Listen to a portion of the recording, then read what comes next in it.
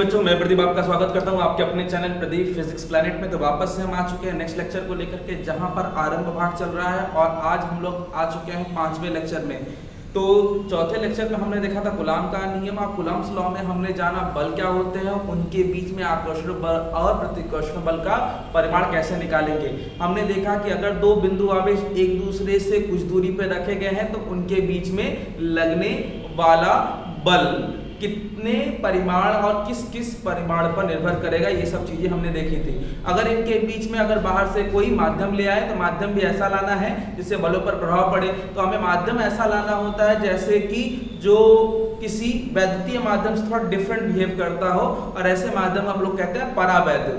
परावैद्युत पदार्थ जैसे कुछ अलग पदार्थों को लाते थे और कुछ अलग पदार्थ भी अलग अलग मान रखते हैं, जिससे वो बलों को प्रभाव को कम करते हैं। बलों के प्रभाव को कम करने का यह मान उस पदार्थ का परावैद्युतांक कहलाता था, और परावैद्युतांक में सबसे कम मान होता था निर्वात का। याद है ना? ओके, तो ये बातें हो गई। और सबसे ज्यादा किसका होता है? तो धातु का होता है। कितना होता है? अनंत होता है। वैसे मैं आज अगर बात करूं तो कुचालकों में एक और टर्म है जिसका नाम है शुद्ध जल, उसका 81 होता है, जो कि फिलहाल के लिए ज्यादा माना जाता है। तो आज हम बात करेंगे उस टॉपिक के आधार पर कुछ इंपॉर्टेंट एग्जाम्पल, और फिर बात करेंगे अध्यारोपण के बारे में। आइए स्टार्ट करते हैं। तो बच्चों, सबसे पहले कल हमने जो टॉपिक देखा था उसका एक फॉर्मूला हम थोड़ा सा आपको रिमाइंड करा दें। तो ये फॉर्मूला क्या था, एक बार थोड़ा देख लीजिए ताकि हम लोग करें तो कोई प्रॉब्लम ना हो। 1/4 पाई एप्सिलॉन नॉट, इसको एप्सिलॉन नॉट पढ़ते हैं, Q1 Q2 upon R square. ये कब की बात है बच्चों? तो ये तब की बात जब दो आवेश के बीच में कोई माध्यम ना हो, निर्वात वायु भी हो तो कोई दिक्कत नहीं है।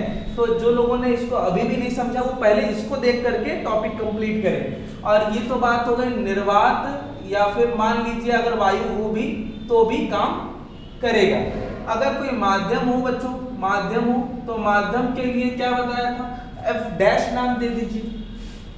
माध्यम आ जाएगा तो 1/4 पाई एप्सिलॉन नॉट के साथ एक टर्म आ जाता है कैपिटल के। ठीक है, कैपिटल के, राइट? ओके, Q1 Q2 वही चार्ज है अपॉन R स्क्वायर, सिंपली वही है सब कुछ, बस यहाँ पे किया गया। के की वैल्यू जब भी होगी किसी माध्यम के लिए 1 से ज्यादा ही होगी, और वैसे अगर मैं निर्वात के लिए बात करूं तो के की वैल्यू 1 हो जाती है, तो ये हो जाएगी। अदरवाइज के की वैल्यू जब भी होती है 1 से बड़ी होती है, जिसकी वजह से एफ की वैल्यू रिड्यूस होती है, कम होती जाती है, राइट? अब ये बातें आपको समझ में आ गई, कैसे कैसे ये होता है, ये सब पता चल गया। अब हम अपना एग्जाम्पल कर सकते हैं। आइए फटाफट से देखेंगे। बस इस टॉपिक के इस टर्म्स को याद रखना है। ओके, तो बच्चों यहाँ पर हमारे पास एक क्वेश्चन है, इस क्वेश्चन को थोड़ा देखिए क्या कह रहा है। किसी दो बिंदु आवेश +3 माइक्रो पढ़ते हैं इसको, ठीक है, माइक्रो, राइट? माइक्रो कूलाम तथा +6 माइक्रो कूलाम के आवेश 10 सेंटीमीटर की दूरी पर रखे गए हैं। कहाँ रखे गए हैं? तो वायु मान के चलिए या निर्वात मान के चलिए। इनके मध्य आकर्षण अथवा ये ऑब्लिक का मतलब अथवा प्रतिकर्षण बल का परिमाण क्या होगा एवं प्रकृति भी ज्ञात करें। प्रकृति का मतलब आकर्षण होगा या प्रतिकर्षण होगा, यही बताना है। क्योंकि ये दोनों पॉजिटिव है, मतलब सजाती है, तो सजाती के बीच में कैसे बल लगेंगे ये आपको बताने की जरूरत नहीं है। तो आइए फटाफट से सॉल्व करते हैं। तो Q1 की वैल्यू +3 माइक्रो कूलाम और Q2 की वैल्यू +6 माइक्रो कूलाम। R की वैल्यू कितनी है? 10 सेंटीमीटर। फटाफट से चेंज करिए, 3 को आप माइक्रो के साथ इंक्लूड करोगे तो ये हो जाएगा 10⁻⁻6 माइक्रो की वैल्यू होती है। अब इसको क्या लिखोगे? 6 × 10⁻⁻6, ये भी माइक्रो की वैल्यू लिख दिया। अगर मिली होता, स्मॉल m लिखा होता तो ऐसे कैसे -3 लिखते हैं, राइट? और यहाँ पे 10 सेंटीमीटर है तो 10 सेंटीमीटर को चेंज करेंगे तो 10 × 10⁻2 मीटर। अतः अब बल निकालना है, तो बल F बराबर हो जाएगा 1/4 pi epsilon not Q1 Q2 upon R square, right? तो यहाँ पर हो गया ये 9 × 10⁹ बताया था ना, इसकी वैल्यू होती है बच्चों। और ये कौन है? Q1 की वैल्यू, Q1 की वैल्यू क्या होगी? 3 × 10⁻6, और Q2 की वैल्यू क्या है? 6 × 10⁻6, और नीचे क्या लेना होगा? 10 × 10⁻2 का क्या करना है? स्क्वायर कर देना है, राइट? तो यहाँ पर अब बस इसको सॉल्व कर लीजिएगा। तो ये हो जाएगा आपका F =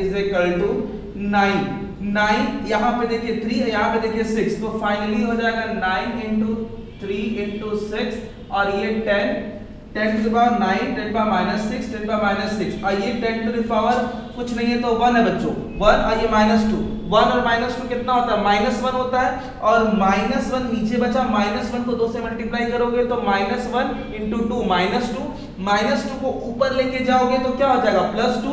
तो राइट, अब देखेंगे 9 का पहले से था -6 -12, नीचे -2 आया है, केवल -2 ऊपर जाएगा तो +2 हो जाएगा, राइट।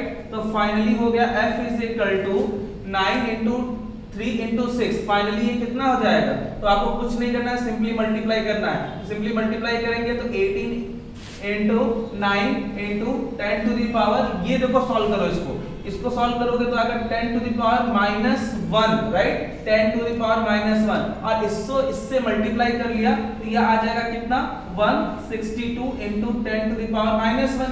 फाइनली इसको आप डिवाइड कर दोगे तो इसको लिख पाओगे, ऐसे भी लिख सकते हो।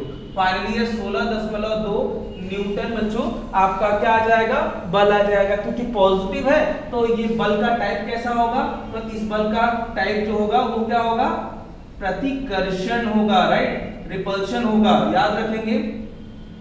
इसकी प्रकृति भी समझ में आ गई। तो ये हमने एग्जाम्पल देख लिया, अगला एग्जाम्पल देखते हैं। हाँ तो बच्चों यहाँ पर आपके सामने ये क्वेश्चन है, इस क्वेश्चन को थोड़ा डील करेंगे। क्वेश्चन क्या कह रहा है, देखिए क्वेश्चन है, दो धातु के समान आवेशित गोलों के मध्य F परिमाण का प्रतिकर्षण बल कार्य करता है यदि किसी तीसरे समान धातु के अनावेशित गोले को क्रम से दोनों गोलों से स्पर्श कराकर फिर हटा लिया जाए, रिमूव कर लिया जाए, तब दोनों गोलों के मध्य कितना बल कार्यरत होगा। क्वेश्चन आई होप समझ में आ रहा होगा, नहीं है तो सबसे पहले क्वेश्चन को 2-3 बार पढ़ के क्वेश्चन को समझे। तो यहाँ पर हमने क्या किया, दो गोलों को ले लिया, एक गोले का नाम A रखा, दूसरे गोले का नाम क्या रखा, B रखा, राइट। अब इस गोले के बीच में क्या रखा, दूरी रखी और इस दूरी का मान स्मॉल r रखा, राइट। अब इनके बीच में स्मॉल r दूरी पर इनके ऊपर तो समान चार्ज है, दोनों समान गोले भी है और इनके बीच में बल F लग रहा था, राइट। ये कहानी हो गई बल की। अब हमें देखना है कि बल कितना लग रहा था, तो इनके बीच में बल कितना लग रहा होगा अकॉर्डिंग टू क्वेश्चन। आवेशित गोलों के मध्य बल, तो ये बल कितना है, तो ये बल होगा वैसे F is equal to 1/4 pi epsilon not Q into Q, क्योंकि दोनों आवेश बराबर ही हैं और इनके बीच की डिस्टेंस तो दी नहीं है, हम r मान सकते हैं। तो फाइनली इसको लिखा जा सकता है, इसको स्मॉल k भी लिख सकते हैं बच्चों, स्मॉल k भी लिख सकते हैं या 9 × 10⁹ भी लिखा जा सकता है, कोई दिक्कत नहीं होगी। तो लिखिए 9 × 10⁹ लिख लीजिए और ये हो जाएगा q² में r², इक्वेशन नंबर 1 हो गया। कब की बात है, जब दोनों गोलों के साथ कोई प्रॉब्लम नहीं थी। अब क्या होगा, अब थोड़ा समझिएगा, अब कोई तीसरा गोला ये सब कुछ देख रहा है जिसके पास कोई चार्ज नहीं है, मतलब इनके ऊपर कितना चार्ज है, 0 चार्ज, राइट। अब इस आवेशित गोलों से इसको टच कराना है, तो आइए C को ला करके पहले इससे टच कराते हैं, किससे, A से। तो जैसे ही C जो है A को टच करेगा तो C पर कितना चार्ज, 0 था, इस पर Q था, तो जैसे ही दोनों टच करेंगे तो ये हो जाएगा Q + 0/2, फाइनली हो जाएगा Q/2। इस पर भी Q/2, इस पर भी मैंने पहले ही बताया था कि आवेशों का वितरण किस प्रकार से होता है, ये लोग आपस में बांट लेते हैं बराबर बराबर, अगर आकार समान है तो। ये बातें मैंने पहले बता रखी है, जाकर के अगर आपने नहीं देखा है तो पहले फटाफट से उसको देखिए। तो यहाँ पर अब जो इस पर आवेश होने वाला है A पर, वो Q/2 होगा और इस C पर भी Q/2 हो जाएगा। कब, जब एक बार C ने A को टच किया, अब ये C पर Q/2 है और अब A पर क्या हो गया, Q/2। अब ये इसको टच करेगा, B को टच करेगा, कौन, C, जिस पर अब आवेश कितना है, Q/2। अब देखिए क्या होने जा रहा है, अब ये C पर जिस पर Q/2 चार्ज है, ये टच करेगा किसको, B को टच करेगा जिस पर Q चार्ज है, राइट। अब ये चार्ज जैसे ही इसको कांटेक्ट में लेगा तो पहले तो दोनों चार्ज जुड़ेंगे और फिर दोनों को जोड़ करके आधा आधा बांटना भी तो है, तो बांटने के लिए हमें 2 से डिवाइड कर देना है। अब इसको जोड़ करके सॉल्व कर लीजिए, 3Q बाई 2 बटे में 2, फाइनली हो जाएगा 3 क्यूब बटे में 4, 2 से 2 को मल्टीप्लाई कर देंगे तो 3 क्यूब बटे में 4 हो गया। तो इसका मतलब कि जैसे ही q बाई 2 ने किसको टच किया, b को टच किया, तो आपस में ये लोग बराबर बराबर बांट लेंगे। जैसा कि आपके दोस्तों में होता है कि एक दोस्त के पास कुछ पैसे नहीं है और बाकी दो दोस्तों के पास 100-100 रुपए है, तो जिसके पास कोई पैसा नहीं था वो पहले जाकर के पहले वाले से मिलता है तो उससे बांट लेता है 50-50। अब ये 50 जाकर के जब दूसरे वाले से मिलेगा तो 50 और उसका 100, 50 और 100 150, 2 से डिवाइड कर देंगे तो 75 दोनों के पास हो जाएगा। अब पहले के पास 50 और दूसरे के पास 75 और जो सी वाला है वो चला गया, अब चला गया वो, तो राइट। अब यहाँ पे कितना हो जाएगा 3q बाई कितना हो गया 4 हो गया, ये 3q बाई 4 हो गया।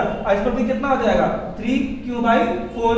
अब ये जो है इसको हटा लिया गया, इसको निकाल फेंक दिया गया, तो इनके बीच में अब कितनी दूरी है, दूरी पे कोई इफेक्ट नहीं पड़ा था क्वेश्चन में।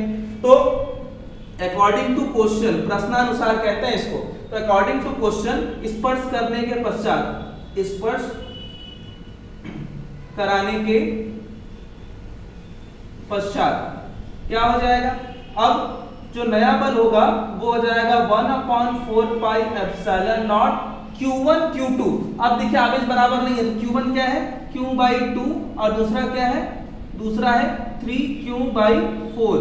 अब नीचे दूरी तो वही है, राइट, दूरी पे कोई प्रभाव नहीं पड़ा है। तो फाइनली आप इसको क्या लिख पाओगे, इसको लिख पाओगे 9 × 10 की घात 9, और ये q और ये q, तो ये हो जाएगा, फिलहाल ये है q और ये भी q, तो q इंटू q स्क्वायर हो गया बच्चों, और नीचे r स्क्वायर, साथ में ये देखिए 3 और ये 2 को 4 से मल्टीप्लाई करेंगे तो आएगा 3/8 अलग से एक्स्ट्रा आ गया, इसका नाम दे दीजिए इक्वेशन नंबर 2। अब इसको मैं मिटा दे रहा हूं, ठीक है, अब इसको देख लेंगे। अब इसको मिटा दिया जाए तो अब डिवाइड कर दिया जाए, इक्वेशन नंबर 2 को 1 से क्या करने पर, भाग करने पर, तो भाग कर दिया जाए, f डैश जो कि नया वाला बल है और f जो पुराना वाला बल है। अब इसमें 3/8 एक्स्ट्रा आ रहा है, 3/8 एक्स्ट्रा आया, बाकी 9 × 10⁹ और q square by r square तो है ही।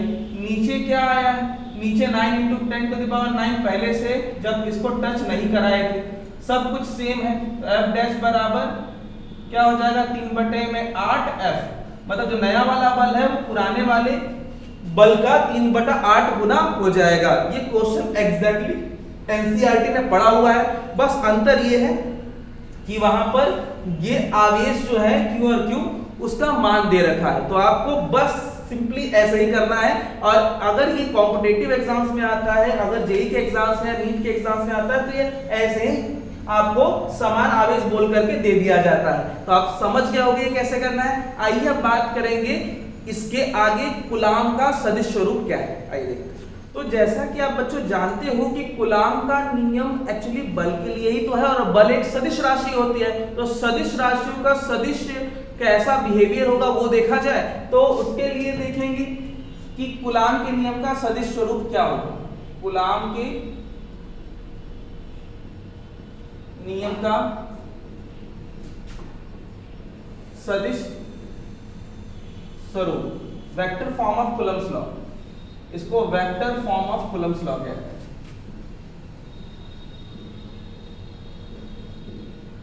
कूलम्स लॉ, जैसा कि आप जानते हो कि हर एक सदिश राशियों की अपनी दिशा होती है, तो दिशा के रूप में भी इसे दिखाना होगा। तो चलिए सपोज करते हैं पहले एक कोऑर्डिनेट मतलब निर्देशांक, निर्देशांक में कौन कौन से निर्देशांक आपको दिखाई दे रहे हैं, तो मान लीजिए कि ये x कोऑर्डिनेट है और ये y कोऑर्डिनेट है, ठीक है, निर्देशांक है। इन निर्देशांकों पर दो चार्ज ये लीजिए, एक है q1 और दूसरा है q2, राइट, ये दो चार्जेस हो गए। अब ये है मूल बिंदु ओरिजिन, तो ओरिजिन से पहले वाले चार्ज की जो पोजीशन होगी वो होगी, मान लेते हैं r1, जैसा कि आपको पता है कि इसको हम स्थिति सदिश कहते हैं, तो वेक्टर लगा दीजिए, पहले वाले कण की स्थिति मूल बिंदु के सापेक्ष होगी r1, राइट, ऐसे इसको हम लोग दिखाते हैं। सदिश दिशा के रूप में। और ऐसा ही काम आप Q2 के साथ भी कर सकते हो। ये अलग दिशा में है, अलग कोण बना रहा है, इसलिए इसका आप क्या लिखोगे R2। इसका परिमाण भी तो अलग होगा, तो इसको लिखोगे वेक्टर ऑफ R2, इसको लिखोगे वेक्टर ऑफ R1। आपको पता है जब दो सदिश अलग अलग दिशाओं को निरूपित करें तो उनका जो अंतराल होता है वह यही होता है जो कि इन दोनों वेक्टर के बीच की डिस्टेंस होती है। तो इनके बीच का जो पोजीशन है इसे हम लोग कहेंगे R, और R होगा क्या, तो R होगा R2 माइनस R1 का मॉड, ये मॉड होगा, राइट। ये बात होगी, समझ में आ गया। परिमाण यहां से यहां दीजिए या यहां से यहां की डिस्टेंस लीजिए, मतलब पोजीशन सेम ही आने वाली है, ये बात समझ में आ रही है। बट एक बात याद रखिएगा कि दोनों की दिशाएं अलग अलग है। मान लेते हैं कि दो पर्सन है, एक का नाम है ए, दूसरे का नाम है बी। ए और बी अलग अलग एक दूसरे से बैठे हैं। अगर मैं पूछूं कि ए तुम कहां बैठे हो, तो ए अपनी स्थिति कभी अपने आप से नहीं बताएगा, वो जब भी बताएगा अपनी स्थिति दूसरे से तुलना करके बताएगा। जैसे आप अपनी प्रशंसा खुद नहीं करते, वैसे ही किसी भी पार्टिकल, किसी भी कण की स्थिति खुद से नहीं बल्कि दूसरे के सापेक्ष बताई जाती है। तो अगर मैं पूछूं कि ए की स्थिति क्या होगी, तो ए अपनी स्थिति किसके सापेक्ष बताएगा, बी के सापेक्ष। और वही मैं बी से पूछूं कि बी की स्थिति, बी का पोजीशन क्या होगा, तो बी की जो पोजीशन होगी वो ए के रिस्पेक्ट में होगी, ए के सापेक्ष होगी, राइट। ये बात समझ में आ रही है ना।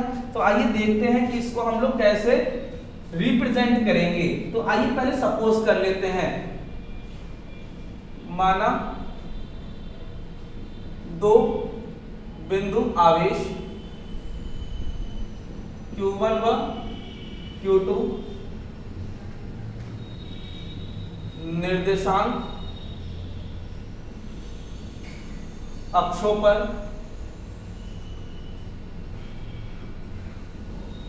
मूल बिंदु के सापेक्ष R1 व R2 स्थिति पर है। वेक्टर लगा है तो ये मतलब वेक्टर फॉर्म में है, स्थिति सदिश इसका है, स्थिति पर है। अतः इनके बीच में तो बल लगेगा, राइट। इनके बीच में बल, तो आवेशों के मध्य दूरी स्मॉल r होगी जो सदिशों का अंतराल होगा। ये बात तो समझ में आई गई है, अंतराल वहां पे दिखा भी दिया गया। अब एक एक करके बल निकाला जाए। आवेशों पर लगने वाला बल, अब एक एक करके बल निकालेंगे। तो एक एक करके पहले हम लोग निकालेंगे प्रथम आवेश Q1 पर Q2 के कारण बल।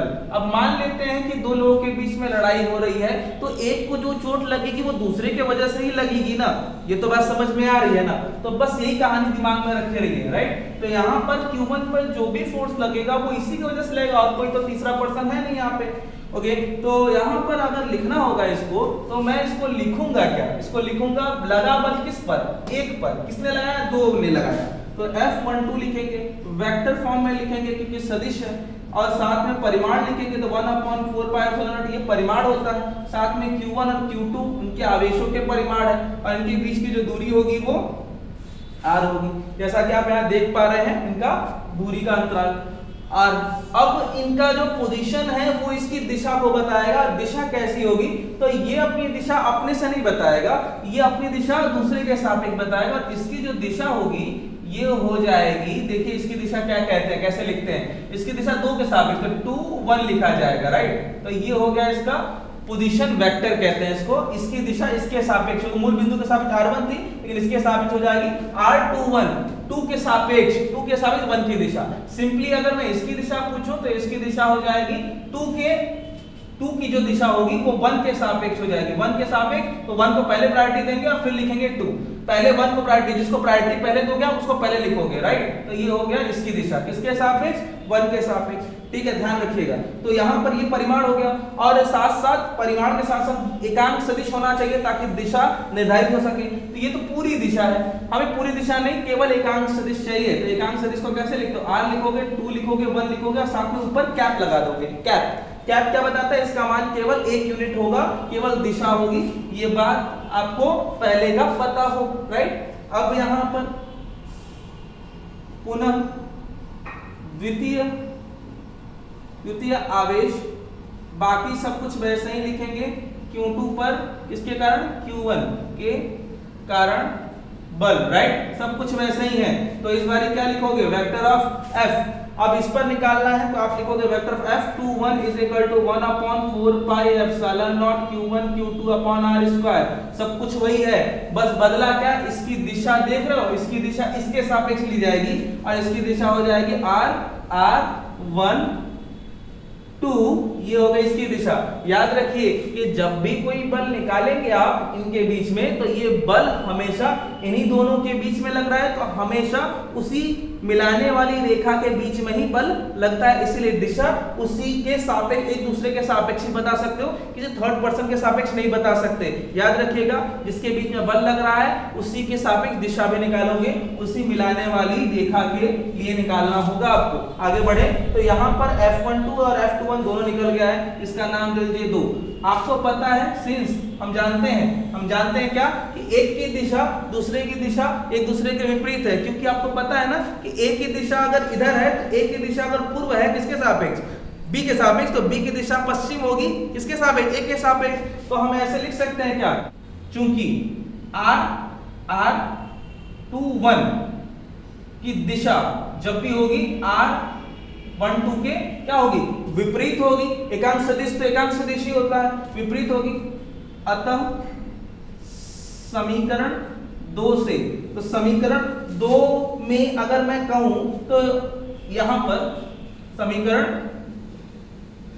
1 से, तो समीकरण 1 में जरा ध्यान से देखिए, R21 मौजूद है, हाँ बिल्कुल मौजूद है। तो यहां पर आपको क्या लिखना होगा, vector of F12 is equal to, यहां पर देखिएगा 2 1 है यहाँ पे, तो 2 1 हटा करके ये लिखा जा सकता है, तो माइनस आ जाएगा, पहले लिख देते हैं 1/4 pi epsilon not, okay, 1/4 pi epsilon not, इसको यहां पे रखा जा सकता है। तो F12 is equal to 1/4 pi epsilon not Q1 Q2 upon r square minus R12। देखा क्या किया, R21 की जगह पे वैल्यू रख दी। सिंपली करना कुछ नहीं है, 1 2 माइनस को आगे रख दीजिए, 1/4 pi epsilon not Q1 Q2 upon r square R12, right. ये कहानी हो गई। अब इसको थोड़ा पहचानिए, तो ये कौन है, तो ये कोई और नहीं, ये सिंपली इक्वेशन नंबर 2 ही तो है। थोड़ा ध्यान से देखिए, इक्वेशन नंबर 2 है। तो हमने क्या किया, समीकरण 1 को थोड़ा मॉडिफाई कर दिया। अब क्या कर सकते हो, F12 तो लिख ही सकते हो, इस पूरे जगह पर आप लिख सकते हो वेक्टर ऑफ F, क्या लिखा गया है, 2 1 लिखा गया है। तो क्या समझ आई बात, ये कहां से आया, तो यहां पे लिख दीजिए समीकरण 2 से ना, समीकरण 2 से ये हमने रखा है। तो ये देख के क्या समझ में आ रहा है कि इस पर जो बल लगेगा वही बल इस पर लगेगा, परिमाण में समान लगेगा, परिमाण में समान और दिशा में क्या होगा, विपरीत होगा, क्योंकि माइनस बताता है कि दिशा विपरीत होगी, क्योंकि सदिश राशि है, राइट। तो इससे ये पता चला कि अतः आवेशों के मध्य बल समान व विपरीत दिशा में होंगे तथा यह न्यूटन के तृतीय नियम के अनुरूप है। मतलब अगर आपसे पूछा जाए कि कूलॉम के नियम से न्यूटन के तृतीय नियम की पुष्टि करिए, तो भी आप यही कहोगे। इसका मतलब ये तो तय हुआ कि अगर दो आवेशों के बीच में दो गुणे 10 के घात 5 न्यूटन का कोई बल लग रहा है, तो दोनों के बीच में अगर बल लग रहा है तो पहले पर दूसरे के कारण 2 गुणे 5 न्यूटन का ही बल लग रहा है, और दूसरे पर भी पहले के कारण 2 गुणे 10 के घात 5 न्यूटन का ही बल लग रहा है। ये बात समझ में आ गई, ये कहानी क्लियर है। इसी पर आधारित आपको एनसीईआरटी में क्वेश्चन भी मिलेगा। ओके हाँ, तो बच्चों हमारे पास ये एग्जाम्पल है जिससे हम और टॉपिक को क्लियर करेंगे, और मैं बता दूं कि ये भी आपके एनसीईआरटी का ही क्वेश्चन है, इसलिए अच्छे से थोड़ा समझेंगे। आइए देखिए, एग्जाम्पल है आपका उस टॉपिक के बाद, किसी दो बिंदु आवेशों के मतलब 6 × 10⁴ न्यूटन का बल कार्य करता है, जहां आवेशों का परिमाण 3 मिली कूलाम तथा 2 मिली कूलाम है। मिली का मतलब बताया था मैंने 10 के घात -3 होता है। तब इनके मध्य दूरी क्या होगी, मतलब इस बार आपको दूरी निकालनी है, राइट। तथा छोटे आवेश पर, मतलब इन दोनों में छोटा कौन है बच्चों, यही है छोटा, तो छोटे आवेश पर बड़े आवेश के कारण कितना बल कार्य करेगा। सिंपल सा लॉजिक है, इसको सोच समझ के आप करेंगे। क्वेश्चन का कॉन्सेप्ट मैंने आपको समझा दिया है, बस मैं थोड़ा आइडिया दे दूं कि 3 मिली कूलाम को लिखना होगा तो 3 × 10 के घात -3 कूलाम लिखिएगा।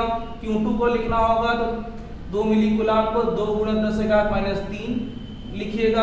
F का मान इसमें दे रखा है 6 × 10⁴ दे रखा है, ध्यान दीजिएगा। यहाँ पर ये वैल्यू हो गई।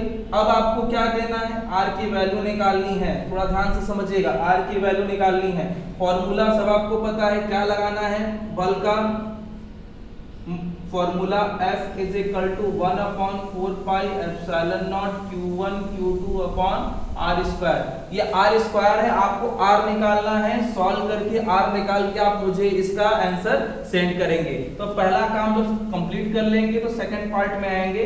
तो मैं बता दूं कि सेकंड पार्ट में जब आएंगे तो आपको पता होना चाहिए कि दोनों आवेशों के बीच में इतना बल लग रहा है, तो दोनों आवेशों पर भी इतना ही बल एक दूसरे के कारण लगेगा। तो ये बात यहाँ पे आपको लिखनी होगी, लिख करके दूसरे पार्ट को भी कंप्लीट कर लेंगे और तब आप मुझे इसका आंसर सेट करेंगे। तब तक अब हम लोग अगले क्लास में मिलेंगे तो बात करेंगे बलों के अध्यारोपण के बारे में क्या होगा, बलों का अध्यारोपण। तब तक अपना ख्याल रखिए, धन्यवाद।